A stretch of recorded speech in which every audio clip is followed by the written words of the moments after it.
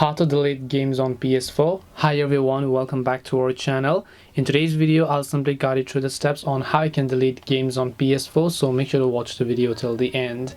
If you'd like to delete games on PS4, it's actually quite very simple to do so. Let's say you have a specific game downloaded or maybe installed on your PlayStation and you would like to delete them. All you have to do is just hover the selection over it and then just make sure to hit the options button in the controller.